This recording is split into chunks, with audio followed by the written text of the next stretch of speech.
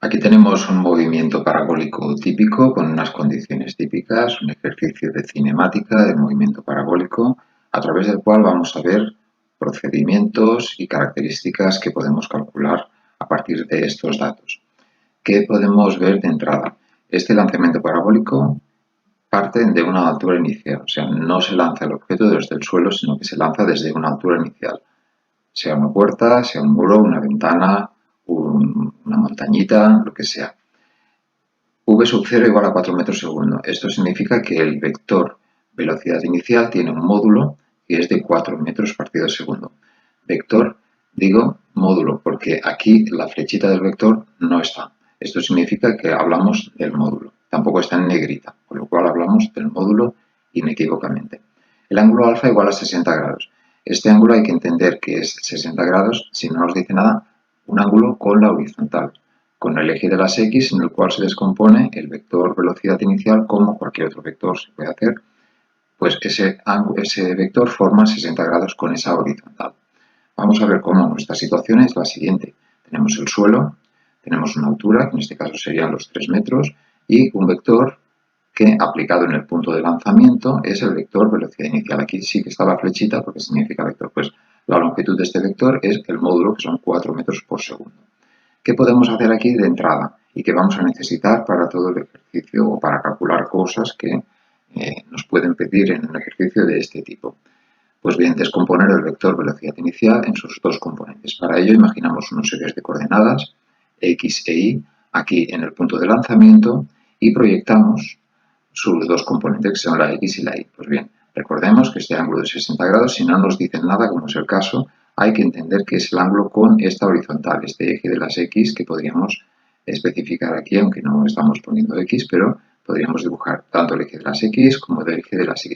Si proyectamos sobre este eje tendremos la componente X de esta velocidad inicial, de este vector velocidad inicial. Si proyectamos en la otra dirección, en la dirección vertical del eje de las Y, tendremos el vector velocidad inicial, o sea, la componente Y del vector velocidad inicial. Aquí tenemos vector velocidad inicial X, vector velocidad inicial Y, tienen su flechita, pero son las componentes de este vector velocidad inicial.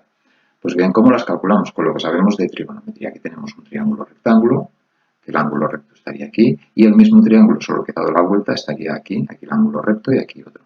Sea con uno u otro en el que nos fijemos, porque cada cual lo haga como quiera, tendremos que la velocidad inicial componente X será el módulo de la velocidad inicial por el coseno de este ángulo que forma el vector con la horizontal.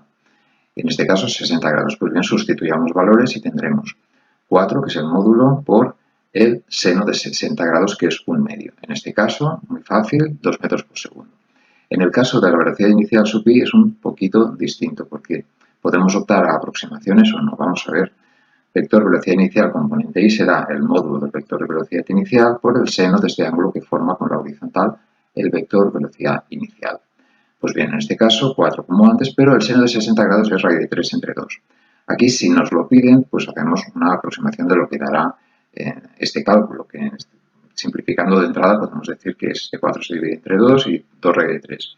Nosotros vamos a optar por trabajar con este valor exacto todo el rato. Sin embargo, si nos lo pidieran, si el ejercicio pidiera el valor de esta componente, se calcula en un momento con un par de decimales o 3 según la precisión que nos pidan. En este ejercicio, repito, vamos a optar por mantener los valores lo más exactos posibles hasta que tengamos que dar resultados concretos de cosas como tiempo de vuelo o velocidades en algún instante dado.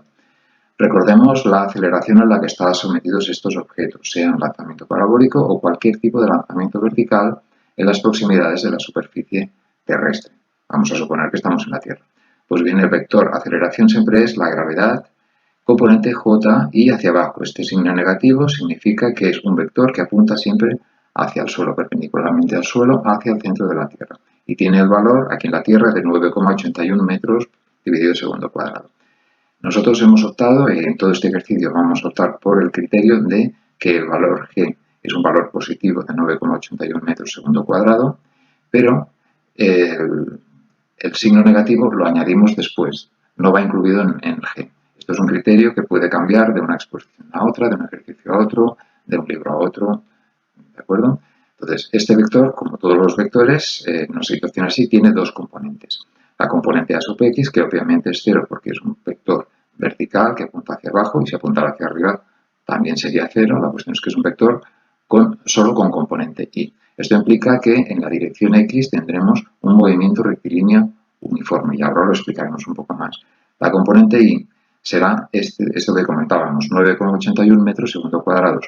9,81 es el valor de la gravedad y el negativo lo añadimos después, o sea, no va incluido en el valor de g, que es un criterio que podría ser, para dejar claro, para representar claramente en las ecuaciones que el vector aceleración apunta siempre hacia abajo, tanto si el objeto está en el punto de lanzamiento, como si está en el punto más alto, como si está subiendo, como si está descendiendo.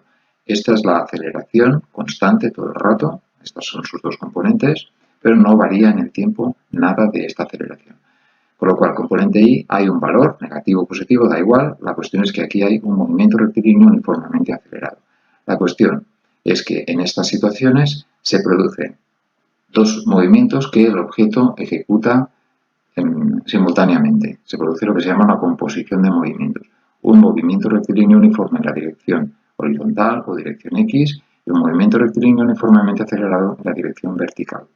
En este caso, como la velocidad, aunque está inclinada 60 grados respecto a la horizontal, apunta hacia arriba, tiene una componente que apunta hacia arriba, el objeto va a poder subir un cierto tiempo, una cierta altura, y luego empezará a descender, debido a que esta aceleración lo que hace es frenarlo, sube, lo frena y luego lo hace bajar. ¿De acuerdo? Esto hay que tenerlo en cuenta todo el rato para lo que vamos a hacer ahora, que son las ecuaciones del movimiento. Vamos a por ellas. Aquí tenemos nuestra situación, los datos de antes igual, altura inicial, velocidad inicial en su módulo, el ángulo que forma este vector con la horizontal, vista esta horizontal en el punto de lanzamiento, en el punto donde tiene sentido este vector. Y vamos a ver qué pasará, pues habrá un movimiento parabólico, lo que hemos dicho.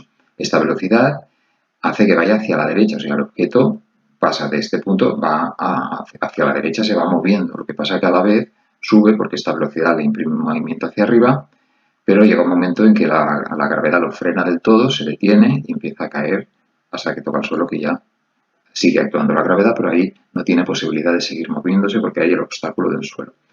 Puntos importantes que vamos a tener en cuenta en este movimiento. El punto inicial, punto de lanzamiento también se llama, el punto más alto de todos y el punto final, el instante final. Considerando el objeto puntual, que esto no es la realidad, pero bueno, vamos a tratar la situación como un objeto puntual. ¿De acuerdo? Pues bien, ¿qué hay que tener en cuenta todo el rato? La aceleración. Primero ponemos la velocidad. En el punto más alto tendremos un vector velocidad tangente a la trayectoria, igual que en el punto inicial. En cualquier instante del movimiento, el vector velocidad es un vector tangente a la trayectoria. En el punto final también. Aunque ahí queda quieto, justo en el momento de llegar, ahí hay una velocidad. Y esa velocidad es un vector tangente a la trayectoria que ya casi no se ve porque termina allí, pero la parábola en sí matemáticamente continuaría y sería una tangencia parecida a la del punto de lanzamiento. ¿De acuerdo? En cualquier instante tendremos un vector, posición, velocidad, pero en el punto final donde toca el suelo habremos alcanzado una x máxima, vista desde el origen de coordenadas puesto aquí abajo. Ahora comentaremos por qué lo ponemos aquí abajo. Si ponemos los ejes de coordenadas aquí abajo, el objeto estaba a una x0, porque esto es el vector de posición inicial, está solo a una altura, pero no se ha desplazado horizontalmente, y nos habremos conseguido un alcance máximo, que se le llama, o alcance, o distancia máxima, o x máxima, se le llama de muchas maneras. Tendremos la altura inicial, que es la que nos dan aquí, 3 metros, esto en este caso, en este ejercicio, sería un dato conocido de antemano, y una altura máxima que ya calcularemos más adelante, teniendo en cuenta qué es lo que ocurre en este punto que nos da criterios, que nos da argumentos para poder plantear ecuaciones que nos den el tiempo en que se alcanza eso y cuál es esta altura. Esto ahora lo veremos. En cualquier instante de tiempo t, consideramos este punto, por ejemplo, en este tiempo t tendremos un vector de posición. Vemos que este vector de posición tiene el origen aquí abajo. Esta es la recomendación que damos en esta exposición de aquí. Es posible hacerlo de otras maneras, pero suele resultar lo más sencillo posible poner el origen de coordenadas lo más abajo posible de la situación y lo más a la izquierda posible a la vez. O sea, aquí donde hemos puesto la O de origen, o 0, ¿vale? Aquí está el vector, el eje de las X y el eje de las Y. Y respecto a este origen es donde nos referimos dónde está el objeto. Si hubiéramos puesto el origen de coordenadas aquí en el punto de lanzamiento, los ejes de coordenadas estaríamos aquí, imaginémoslos un momento, y el vector de posición iría de este punto a este para este instante. ¿De acuerdo? Para el punto final iría hasta aquí. Suele ser más sencillo y para el estudiante tomar el criterio de poner los ejes de coordenadas lo más abajo posible. ¿De acuerdo? Este vector de posición, referido a este origen que hemos comentado, tendrá dos componentes como todos los vectores. Si proyectamos en el eje horizontal o eje de las X, tendremos la componente X que depende de este instante t, sea el tiempo que sea entre el momento 0 de lanzamiento y el momento, que no sabemos cuál es por ahora, en que toca el suelo, que puede ser pues un segundo, 10 segundos, lo que sea el tiempo que vaya a tardar, el tiempo que vaya a estar en el aire. Si proyectamos en el otro eje, tendremos la y, que también depende del tiempo. O sea, este vector depende del punto donde estamos, que depende del instante que estamos considerando. O sea, a cada punto le corresponde un instante, que es el instante en que el objeto se encuentra en ese punto. ¿De acuerdo? Vamos aquí, tenemos la aceleración que hemos dicho antes para tenerlo en cuenta, la aceleración que actúa todo el rato sobre este objeto, con sus dos componentes. Esto hay que tenerlo en cuenta todo el rato para poder construir el primer paso de cualquier ejercicio, que es elaborar, construir o escribir las ecuaciones del movimiento, o sea, la posición y la velocidad. ¿De acuerdo? La posición, este vector R, este vector, llamémosle R en este caso, tiene dos componentes, la X y la Y, que dependen del tiempo, como vemos, porque estamos ahora en un instante concreto de movimiento que puede ser cualquiera, entre el instante de lanzamiento y el instante de terminar, de llegar al suelo. ¿Cómo podemos saber estas dos funciones? Porque en realidad son funciones del tiempo, son cosas que varían, que dependen de cada momento. Pues bien, cojamos las ecuaciones que conocemos del movimiento rectilíneo, estudiadas ya hace tiempo antes de llegar al momento de estudiar el movimiento parabólico.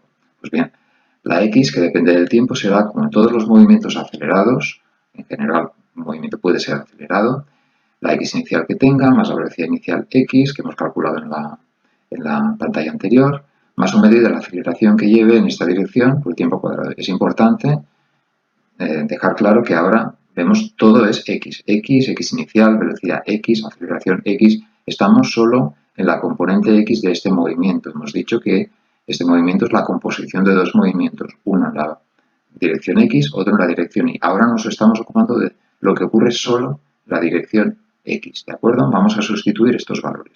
Esto será igual. La posición inicial 0. Pues bien, la posición inicial, el vector posición inicial sería desde este origen hasta aquí arriba. Es un vector vertical, no tiene componente X, o más bien sí la tiene, pero es valor 0. Más, la velocidad inicial es 2, lo hemos calculado en la otra pantalla. Velocidad inicial componente X, o sea, esta componente X de aquí, de este vector, era 2. Multiplicamos por el tiempo, que es este tiempo de aquí, más un medio de la aceleración X, que vemos que es 0, por el tiempo cuadrado. Lo ponemos todo para que se vea bien claro, pero al final solo va a quedar esta parte de aquí, 2t, o sea que realmente queda bastante simple cuál es la ecuación de movimiento parte X, digamos, componente X de este movimiento, que es la X depende del tiempo, pero es simplemente 2t, o sea, la velocidad inicial componente X por el tiempo. Esto va a pasar en todos los movimientos de este tipo, pero ahora lo hemos elaborado pasito a pasito para que se entienda y haya que recordar las mínimas cosas a la hora de construir estas ecuaciones. No olvidemos que aunque esto sea una función, cada vez que ponemos aquí el tiempo en segundos, este 2 está en metros segundo, con lo cual esta componente X, que es una longitud, va a dar en metros. Y hay que ponerlo, entre paréntesis, es una buena costumbre, hay que poner esta unidad, la unidad de medida de esta magnitud, en todas las ecuaciones, aunque se trate de ecuaciones de movimiento, aunque se trate de funciones. ¿De acuerdo? Con la Y, lo mismo. La Y de t depende de la misma manera. Posición inicial más velocidad inicial por el tiempo más un medio de la aceleración tiempo cuadrado, pero ahora todo mirando solo, fijándonos solo en la parte Y del movimiento. Efectivamente, en el instante inicial, la Y inicial sí que tiene un valor que son los 3 metros que nos han dicho, porque si imaginamos el vector que va de aquí al punto de lanzamiento, es un vector vertical que no tiene componente X, que es 0, ya lo hemos dicho, pero la componente Y es exactamente la altura inicial a la que nos encontramos, con lo cual esta Y sub 0 es 3, ¿vale? ya la tenemos aquí, y de t es igual a 3 más. Pues bien, la velocidad inicial y, hemos dicho antes, en la otra pantalla la hemos calculado que era 2 raíz de 3. Pues lo escribimos más 2 raíz de 3 por el tiempo, porque aquí hay una multiplicación por el tiempo, igual que pasaba en la ecuación de arriba. Ahora la cosa cambia un poco. Esta aceleración I es este valor de aquí, menos 9,81 metros segundo cuadrado. Vamos a poner el valor G simplemente, una letra, para no arrastrar el 9,81. Pero este negativo va incluido en esta A, y aquí hay un positivo, positivo por negativo quedará menos, con lo cual es menos un medio de la gravedad tiempo cuadrado. Entendiendo que esta gravedad es el 9,81, que en este ejercicio vamos a utilizarlo, pero hay ejercicios o libros en que utilizan 9,8 simplemente, incluso los hay que hacen la aproximación grosera de utilizar el valor 10 para simplificar bien con este 2, pero no es muy correcto porque realmente es cometer un error ya importante pasar de 9,8 a 10, ¿de acuerdo? Y esto, como ecuación de movimiento que es, lleva también su unidad en metros, que no hay que olvidar, es una cosa que a veces pasa, que aunque estemos en funciones, tenemos que poner la unidad que nos dará los resultados conforme demos valores a ese tiempo, o sea, la variable de nuestras funciones. Estas dos que hemos puesto en negrita son lo que se llaman las ecuaciones escalares de la posición. ¿Por qué decimos escalares? Porque son las componentes de un vector, son números. Una vez ponemos un valor al tiempo, tendremos un número para la x, otra para la y. Estos son escalares, que no son vectores. Los vectores van por un lado, los escalares por otro. Bien, si escribimos estas dos funciones en este vector inicial que teníamos aquí, escrito aquí, que depende del tiempo, tendremos el vector de posición escrito con sus dos componentes que dependen del tiempo. Por eso decimos que ese vector de posición depende del tiempo. Y esto también irá con metros, claro, y es lo que se llama la ecuación vectorial de la posición. Entonces, para dar la posición siempre tenemos las dos posibilidades. Las dos ecuaciones escalares o con ellas construir el vector de posición. Entonces tendremos una sola ecuación, pero vectorial, porque es un vector que depende del tiempo. Podemos optar por las dos cosas según lo que nos pidan, pero a la hora de hacer cálculos en ejercicios de este tipo, de plantear ecuaciones para calcular cosas, nos van a ir bien, vamos a utilizar las ecuaciones escalares, pero hay que conocerlo todo. Por último, también decir que el vector de posición, esos dos componentes, en física es habitual escribirlo en lugar de con los paréntesis y una coma, poner los vectores y j, que van en la dirección de las x, la dirección de las y, y también se podría escribir de esta manera. Esta m de aquí hace referencia a que esto va en metros, igual que aquí, ¿de acuerdo? Vamos ahora con la velocidad. La velocidad, nuestro panorama, muy parecido, vector de posición, que ya lo hemos calculado, este r de t, aquí está. El vector de posición, el vector velocidad, perdón, depende del tiempo, igual que el vector de posición es un vector tangente a la trayectoria. ¿Y cómo lo podemos calcular? Pues con las ecuaciones que ya conocemos del movimiento rectilíneo. El vector de posición es un vector con dos componentes que en principio cabe pensar que dependan del tiempo las dos, la x y la y. Ahora veremos que la componente x no va a depender del tiempo, pero vamos a razonarlo para no tener que recordarlo. Pues bien, vector x función del tiempo será el vector, la componente x inicial de la velocidad más la aceleración que tengamos en esta dirección, a sub x por el tiempo, que es 0 igual que ha pasado antes. O sea, los mismos datos que hemos utilizado para construir estas ecuaciones escalares para la posición, los vamos a utilizar los mismos valores para construir las componentes de la velocidad, o sea, las ecuaciones escalares de la velocidad. Ahora lo repetiremos. Pues bien, velocidad inicial x, la hemos calculado en la otra pantalla, que es esta de aquí, 2, y aquí no se multiplica por el tiempo, más la aceleración x, que es 0, aquí la tenemos aquí arriba, por el tiempo, con lo cual aquí nos queda que es velocidad x es 2 metros partido segundo, o sea que no depende del tiempo. Esta es una circunstancia que se va a dar en todos los movimientos parabólicos en los que la gravedad sea esta, o sea que realmente la gravedad sea vertical. Suele ser así, ¿de acuerdo? Entonces aquí ya no ponemos la dependencia en el tiempo para la x. Ponemos simplemente velocidad x igual a 2 metros por segundo. La velocidad y, lo mismo, versión y, vamos a sustituir valores. Velocidad inicial y era 2 raíz de 3 y la aceleración y es el menos 9,81, que nosotros hemos utilizado valor g, por si queremos utilizar otro valor aproximado de otra manera, pues menos la gravedad por el tiempo. Y esto, como todas las funciones, es metros partido segundo. Aquí tenemos las dos ecuaciones escalares de la velocidad. Aunque una de ellas no es una función del tiempo, no depende del tiempo, es constante, pues más fácil, eso facilita las cosas. Pero solo que una de las dos dependa del tiempo, ya hay que decir que este vector depende del tiempo, como sabemos. Si escribimos esto en forma vectorial, como aquí, igual que hemos hecho con la velocidad, tendremos que la velocidad es un vector, por eso ponemos la flechita, que depende del tiempo. ¿Por qué? Porque solo que una de sus dos componentes dependa del tiempo, ese vector ya depende del tiempo. Pues aquí tenemos la componente x, que no depende del tiempo, pero la segunda sí, solo porque aparece aquí. Solo es por eso, pero depende del tiempo. Como cualquier vector, su unidad, metros dividido en 3 segundos. Y esto es la ecuación vectorial de la velocidad. Repasemos lo que hemos dicho. Ecuaciones del movimiento parabólico son dos. Una para la posición y otra para la velocidad, que son las dos características que van cambiando a lo largo del movimiento. Como son vectoriales, porque estamos en dos dimensiones, tenemos que dar dos, un vector posición y un vector velocidad. Y estas serían las dos ecuaciones vectoriales del movimiento parabólico. Una para la posición y una para la velocidad. Vectoriales.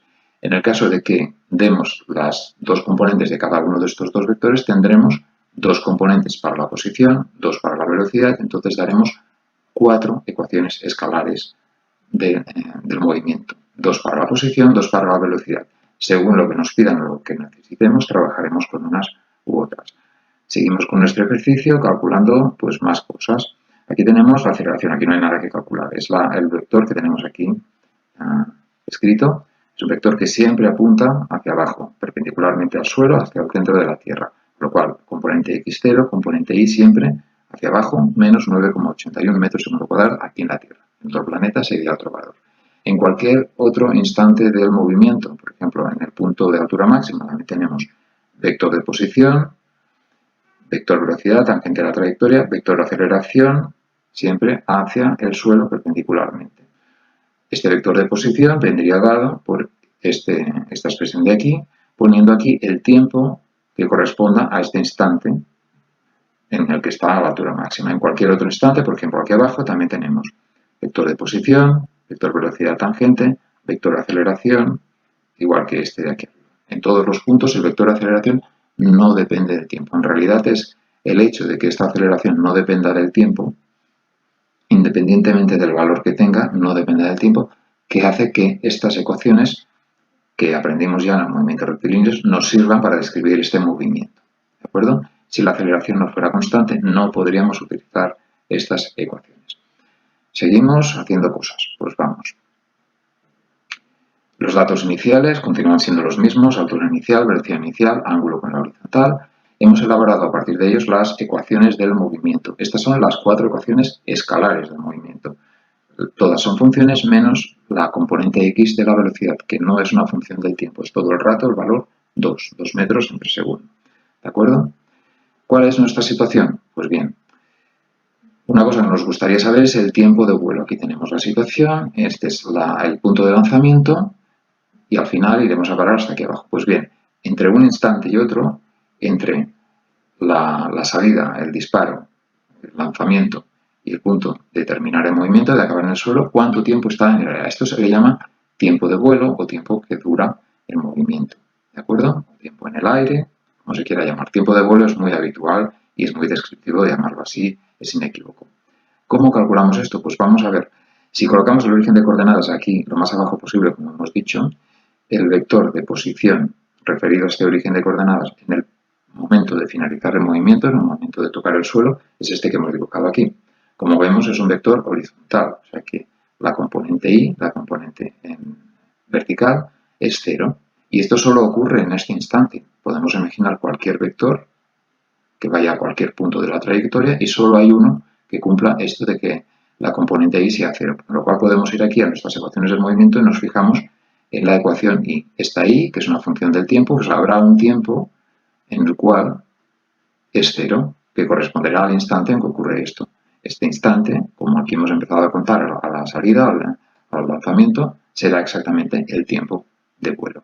Vamos a coger esta función y escribimos que nuestra condición, la condición que cumple este punto y la relaciona con el tiempo de vuelo, es que la y es 0. Eso significa que la y, cuando el tiempo de vuelo con el tiempo es el tiempo de vuelo, es igual a 0. O sea, cuando este tiempo de aquí, este instante, es el tiempo de vuelo, desconocido por ahora, esta ahí va a ser 0. Todo esto de aquí va a dar 0, con lo cual nos lo escribimos, ponemos nuestra ecuación y donde hay este tiempo pondremos que es el tiempo de vuelo, t sub v, igual a 0. Esta es la ecuación que deberemos resolver. Para resolverla, esto ya es cuestión de matemáticas, nos puede ir bien si queremos multiplicar por menos 2 toda la ecuación y ordenarla bien para poder aplicar la fórmula de la ecuación de segundo grado. Vamos a hacerlo, si la multiplicamos por 2 nos quedará así. El término cuadrático, el término lineal y ¿cómo se llama? El término independiente.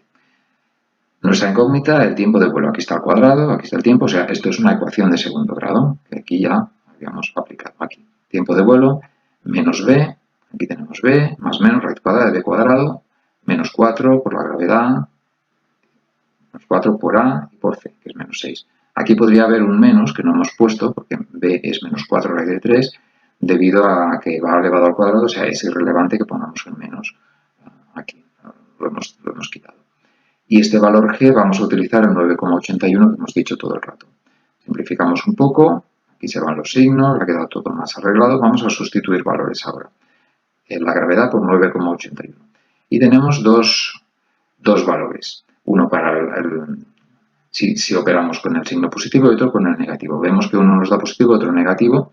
A diferencia de otros casos que pueden ocurrir en otros ejercicios, aquí el hecho de que nos dé un valor negativo ya sabemos que no tiene un significado físico para nosotros, con lo cual este no es el valor que buscamos.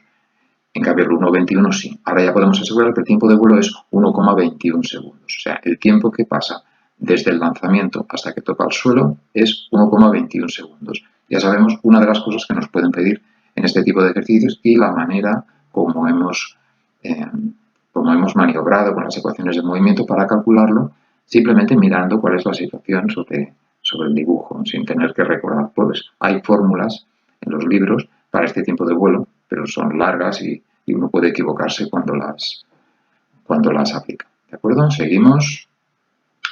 Más cosas que podemos tener. Recordemos nuestros datos, nuestras ecuaciones de movimiento. Podemos preguntarnos por el tiempo de ascenso. ¿Qué será el tiempo de ascenso? Lo que dice la expresión, tiempo en el cual el objeto está ascendiendo, con lo cual, desde que se lanza hasta que llega al punto máximo, hay el tiempo de ascenso. Luego sigue la trayectoria hasta abajo. Aquí tenemos el tiempo en el que estamos ascendiendo. ¿Qué tenemos aquí arriba? En el punto de máxima altura, que es el punto que corresponde a este tiempo de ascenso. Pues un vector de posición, un vector velocidad y un vector aceleración, como hemos explicado ya antes. Pues bien, ¿qué característica se da en estos vectores, alguno de estos vectores en este punto, que sea singular, que sea solo de ahí? Pues bien, fijémonos en el vector velocidad. Es un vector tangente a la trayectoria, como debe ser, pero el hecho de ser tangente a la trayectoria y estar en el punto más alto de esta forma, que es parabólica, ya sabemos de teoría, implica que la componente y de esta velocidad tiene que ser 0 seguro. Es un vector horizontal, solo tiene componente x y la componente y es 0. Con lo cual vamos a nuestras ecuaciones de la velocidad y nos fijamos precisamente en la velocidad y, que depende del tiempo. Esto ya lo sabíamos. La x no, pero la y sí.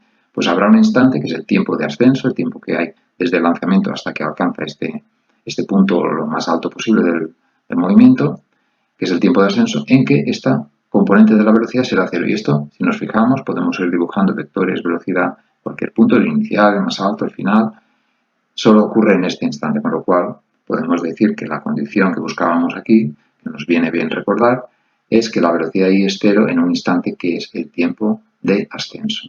La velocidad y para el tiempo de ascenso es 0. Cojamos esta función, para el tiempo de ascenso es 0. Recordemos que la g vamos a utilizar el número 9,81.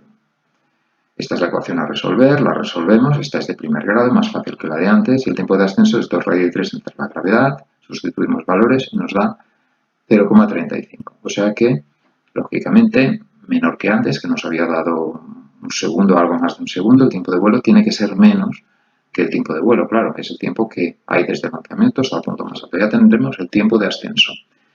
¿Qué más cosas ya estaremos pensando llegados aquí? Pues que esto es el tiempo de ascenso, que tardamos en ascender, pero luego Podemos pensar en el tiempo de descenso. ¿Cuánto tiempo va a estar descendiendo si ha tardado esto en ascender?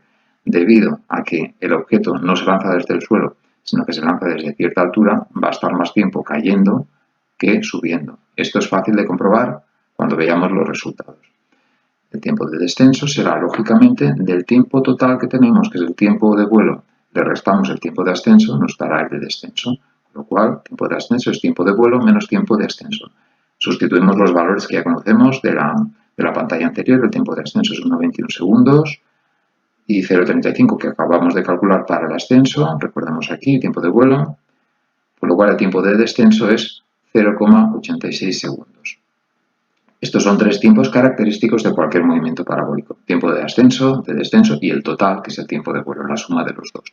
El tiempo que está ascendiendo se suma al que está descendiendo y nos da el tiempo de vuelo.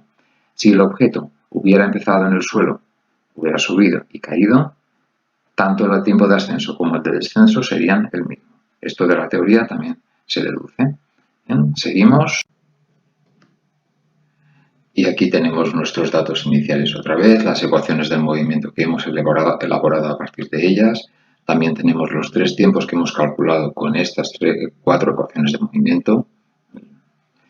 Y vamos ahora a calcular más cosas que nos pueden pedir en ejercicios de este tipo, como son la altura máxima, el alcance máximo. Vamos a ver nuestra situación. Tenemos una X máxima, que es lo máximo que se va a alejar el objeto en la dirección horizontal respecto a la origen de coordenadas.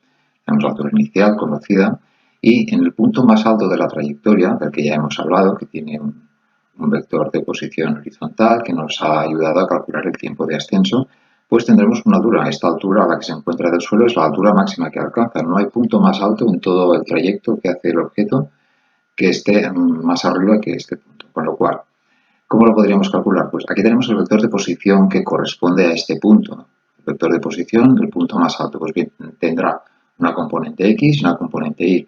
Y si nos fijamos bien, un momento de reflexión nos convencerá de que la componente Y de este vector es la altura máxima que alcanza este objeto. Vamos a calcular, pues vamos a fijarnos en la ecuación del movimiento que nos proporciona la componente Y de la velocidad, la Y de t, y para cierto tiempo, que será lógicamente el tiempo de este punto más alto, sea el tiempo de ascenso, corresponderá a la altura máxima.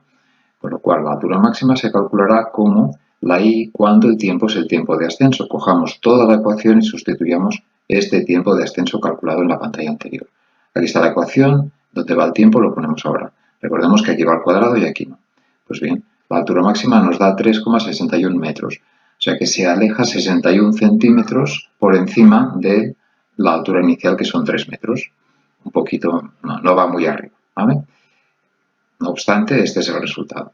La X máxima, vemos que el vector de posición en el punto final es este vector horizontal que tenemos aquí. Pues bien, este vector tendrá una componente X y una componente Y. La componente X, lógicamente, corresponde a esta X máxima o alcance máximo o distancia máxima, ¿de acuerdo? Como le queramos llamar. Aquí tenemos el alcance máximo, que será la X cuando el tiempo es... ¿Qué tiempo? Pues el tiempo que corresponde al punto donde acaba el movimiento, el tiempo de vuelo, este de aquí. El primero que hemos calculado de todos. Pues bien, cojamos la ecuación de la X y sustituyamos el tiempo de vuelo. 2 por 1,21. Esto quiere decir que la X máxima es 2,42 metros. ¿Y qué más cosas a veces se piden en ejercicios de este tipo, que ya hemos calculado bastante? La velocidad, por ejemplo, la velocidad en el momento de tocar el suelo. Pues bien, el vector velocidad, hemos puesto vector velocidad final. Vector, flechita, vector velocidad final. En el punto final, que es este punto de aquí abajo, es el vector velocidad cuando el tiempo es el tiempo de vuelo, el tiempo que corresponde a todo el tiempo que ha estado en el aire el objeto, que ha estado en el trayecto. Pues cogemos sus dos componentes y montamos el vector. Tendremos la primera componente 2, que no depende del tiempo, no hay que hacer ningún cálculo, coma, la segunda componente que sí depende del tiempo, y aquí hemos puesto que el tiempo de vuelo. Si ponemos aquí el 9,81 y el tiempo de vuelo, que es 1,21, nos dará que estos valores de aquí. La G sigue siendo el 9,81 de antes. Y este sería el vector velocidad en el momento de tocar el suelo. 2 y menos 8,41 metros por segundo. Si queremos saber el módulo, pues bien, el módulo del vector velocidad es igual a la raíz cuadrada de la suma de los cuadrados de las componentes. Nos ponemos la primera al cuadrado más la segunda al cuadrado y nos da 8,64 metros por segundo. Esto es básicamente todo lo que nos pueden pedir en una situación de este tipo. No es la única situación en la que nos podemos encontrar en movimiento parabólico. Podemos encontrar más. El objeto no tiene por qué salir de un punto más alto, puede salir de un punto más bajo o del mismo suelo e ir a parar, que el movimiento finalice encima de algún sitio, encima de una montaña, de una ventana, un balcón, porque estamos lanzando algo. Entonces sería al revés. Partiríamos del suelo y el instante final el objeto estaría más alto que al principio. Puede ir entre dos edificios, a alturas distintas. Podría ser también que el vector velocidad inicial apuntara hacia abajo, con lo cual solo habría caída, no habría un punto donde la trayectoria se curvara hacia abajo y entonces hubiera un vector velocidad horizontal. Pueden haber muchas situaciones. Sin embargo, los razonamientos y comprendiendo bien lo que se ha hecho nos pueden servir para muchas otras situaciones.